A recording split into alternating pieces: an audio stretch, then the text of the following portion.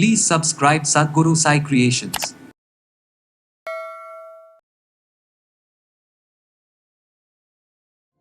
கண் பார்வை மங்குறது, கிட்ட பார்வை இருக்கிறது, தூர பார்வை இருக்கிறது.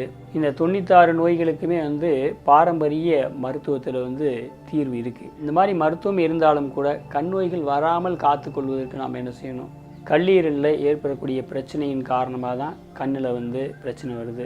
நுரையீரலில் ஏற்படக்கூடிய பிரச்சனையும் கண் சார்ந்த பிரச்சனையை கொண்டு வரும். இரத்த நாளங்களில் ஏற்படக்கூடிய அடைப்புகள், காலை உணவை முழுமையாக சாப்பிடாமல் தொடர்ந்து தவிர்த்துக்கிட்டு வரும்போது கல்லீரல் பாதிப்புக்குள்ளாகுது. கல்லீரலினுடைய செயல்திறன் குறைவு தான் கண்ணில் பாதிப்புகளை உண்டாக்குது. தவறுகளை செய்யாமல் நம்மை நாம் திருத்தி கொள்ளும்போது நிச்சயமாக ஒரு பெரிய மாற்றம் வரும்.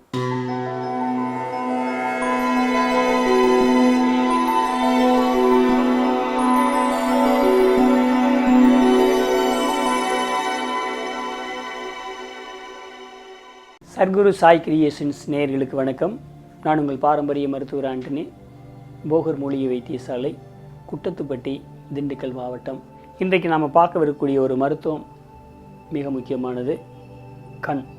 நம்முடைய கண் நோய்கள் வராமல் நாம் எப்படி காத்துக்கலாம், அதே போல் வந்துருச்சுன்னா வீட்டில் இருந்து எப்படி எளிய முறையில் அதை சரி செஞ்சுக்கலாம். அதனையும் தாண்டி சில பல ஆண்டுகளாக இருக்கக்கூடிய பிரச்சனைகளுக்கு எப்படி நம்முடைய மருத்துவ மையத்தில் சிகிச்சைகள் அளிக்கப்படுது, உள்மருந்துகள் கொடுக்கப்படுது அப்படிங்கிறத பற்றி தான் இந்த பதிவில் பார்க்கவிருக்கிறோம்.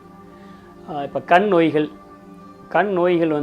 1, 2 அல்ல, 96 நோய்கள் கண்ணில் வரும் அப்படின்னு சொல்லிட்டு நம்முடைய சித்தர் பெருமக்கள் வரையறை செஞ்சுருக்கிறாங்க. இதில் பார்த்திங்கன்னா கண்ணில் நீர் வடிகிறது, கண்ணில் குத்துற மாதிரி இருக்கிறது, கண்ணில் அழுந்துற மாதிரி இருக்கிறது, கண் வலிக்கிறது, கண் சிவப்பு நிறத்தில் வர்றது, அதுக்கப்புறம் கண்ணில் இரத்தக்கட்டு உருவாகிறது, கண்ணில் காயம் ஏற்படுறது, கண் பார்வை மங்குறது, கிட்ட பார்வை இருக்கிறது, தூர பார்வை இருக்கிறது, அதனையும் தாண்டி மாலை கண் இருக்கிறது. இந்த மாதிரி 2 பார்வை தெரிகிறது, உருவங்கள். இந்த மாதிரி ஏராளமான கண் நோய்கள் 96 இருக்குது. இந்த 96 நோய்களுக்குமே பாரம்பரிய மருத்துவத்தில் தீர்வு இருக்குது. 60 வயதை கடந்த 2 நபர்களுக்கு நாம் மருத்துவம் கொடுத்து முழு பார்வையும் இல்லாத நபர்களுக்கே பார்வையை கொண்டு வந்திருக்கிறோம். அப்போ பார்த்தீங்க அப்படின்னாக்கும் பாரம்பரிய மருத்துவத்தால் செய்ய முடியாத காரியங்கள் இல்லை அப்படின்னு தான் சொல்ல முடியும். ஏன்னாக்கும் அத்தனை நோய்களுக்குமான மருத்துவம் பாரம்பரிய மருத்துவத்தில் இருக்குது. அப்போ இந்த மாதிரி மருத்துவம் இருந்தாலும் கூட கண் நோய்கள் வராமல் காத்துக்கொள்வதற்கு நாம் என்ன செய்யணும் அப்படின்னு பார்த்தீங்க அப்படின்னாக்கும் இப்போ பொன்னாங்கண்ணி, கரிசலாங்கண்ணி அப்படிங்கிற 2 கீரைகள் இருக்குது. அதுக்கு ஏற்கனவே கண்களை காக்கும் கன்னிகள் 2 அப்படின்னு சொல்லிட்டு அந்த பொன்னாங்கண்ணியையும் கரிசலாங்கண்ணியையும் நம்முடைய சித்தர் பெருமக்கள் வரையறை செஞ்சுருக்கிறாங்க. இந்த கீரை வகையில் நாம் தொடர்ந்து பயன்படுத்தி கொண்டு வரும் பொழுது நம்முடைய கண் பார்வைக்கு குறைவு ஏற்படாது. அதே போல் இந்த கண் நோய்கள் 96 வருவதற்கு அடிப்படை காரணம் அப்படின்னு பார்த்திங்கன்னா கல்லீரலில் ஏற்படக்கூடிய பிரச்சனை. கல்லீரலில் ஏற்படக்கூடிய பிரச்சனையின் காரணமாக தான் கண்ணில் பிரச்சனை வருது. அதே போல் மண்ணீரலில் ஏற்படக்கூடிய பிரச்சனையும் கண் சார்ந்த பிரச்சனையை கொண்டுட்டு வரும். அதே போல் நுரையீரலில் ஏற்படக்கூடிய பிரச்சனையும் கண் சார்ந்த பிரச்சனையை கொண்டு வரும். இப்போ தமிழில் ஈரல்னு இருக்கும். கல்லீரல், மண்ணீரல், நுரையீரல். அப்போ அந்த கல்லீரல் 1 பிரச்சனை வந்தாலே அந்த 3 உறுப்புலையுமே பாதிப்புகள் உண்டாகும்.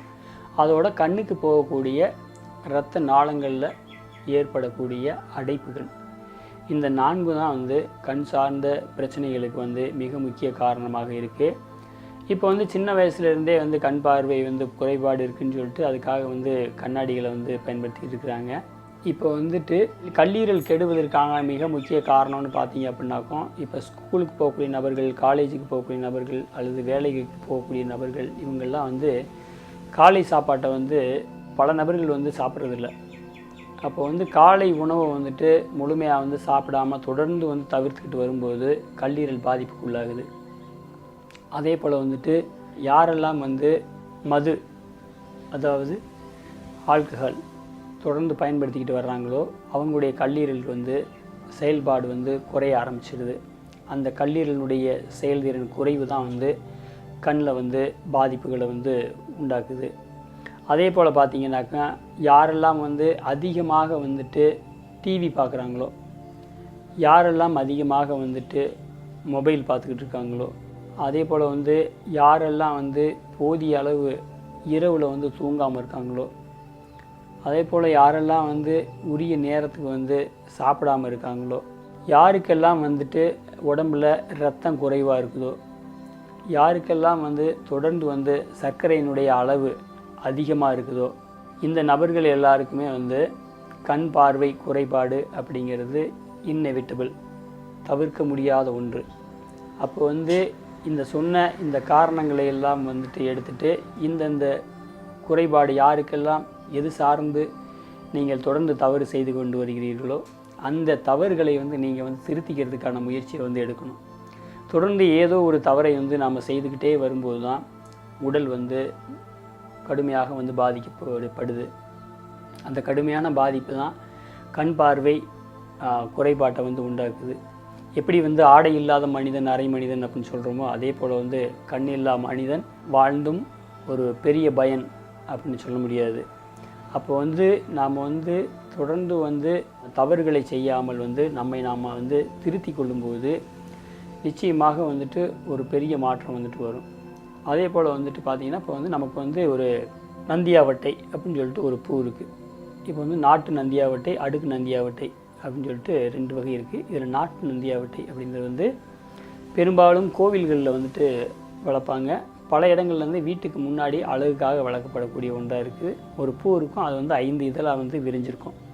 அந்த 5 இதழ் இருக்கக்கூடிய அந்த பூக்களில் வந்துட்டு ஒரு 5லேருந்து 7 பூக்களை எடுத்து அதை வந்து ஒரு நிமிஷம் வந்து குளிர்ந்த தண்ணீரில் போட்டு வச்சுட்டு அதில் உள்ளுக்க இருக்கக்கூடிய பூச்சி அப்படி ஏதாவது வந்து தூசிகள் அந்த மாதிரி இருந்துச்சுன்னாக்கும் அதெல்லாம் வந்து ஒரு நிமிஷத்துலேருந்து 2 நிமிஷம் வரைக்கும் வச்சுருந்துட்டு திரும்ப அதை அலசிட்டு அந்த தண்ணி இல்லாமல் எடுத்து அதை வந்து இரவு நேரங்களில் தூங்க போகிறதுக்கு முன்னாடி கண்களை மூடிக்கொண்டு அதன் மேலே வந்துட்டு ஒரு 5லேருந்து 7 பூக்களினுடைய இதழ்களை மட்டும் வைத்து ஒரு துணி, காட்டன் துணி வச்சு அதை வந்து கட்டி ஒரு 3 முதல் 4 மணி நேரம் வந்து தொடர்ந்து வந்து கட்டியிருக்கும் பொழுது அந்த கண்ணில் ஏற்படக்கூடிய பாதிப்புகள் வந்து குறைய ஆரம்பிக்கும். அதே நேரத்தில் பார்த்திங்கன்னா குளிர்ச்சி தன்மையை வந்துட்டு அது வந்து அடையும்.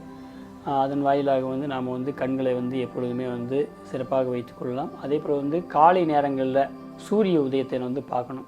கண் கெட்ட பிறகு சூரிய நமஸ்காரம் எதற்கு அப்படின்னு சொல்லிட்டு நம்முடைய முன்னோர்கள் சொல்லியிருக்காங்க. அப்போ வந்து கண் நல்லா இருக்கணும் அப்படின்னு சொல்லி சொன்னாக்கா நாம் வந்து தொடர்ந்து வந்து இந்த சூரிய நமஸ்காரம் அப்படின்னு சொல்லி சூரிய வணக்கம் அப்படின்னு சொல்லிட்டு நம்ம தமிழில் சொல்கிறோம். வந்து சூரியனை வந்து காலை நேரங்களில் வந்து பார்க்கணும். அதே நேரத்தில் வந்து பார்த்திங்க அப்படின்னாக்கும் கண்களை வந்து அப்பப்போ வந்து கழுவிக்கணும்.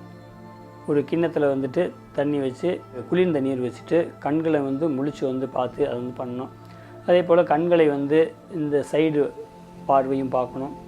அதே போல் வந்து மேல் நோக்கி பார்க்கணும், கீழ் நோக்கி பார்க்கணும். அதே போல் வந்து கண்களை வந்து ரொட்டேட் வலது இடதாக வந்து சுற்றணும். அப்படி வந்து சுற்றும்போது வந்துட்டு கண்கள் இருக்கக்கூடிய கழிவுகள் வந்து வெளியேறிடும்.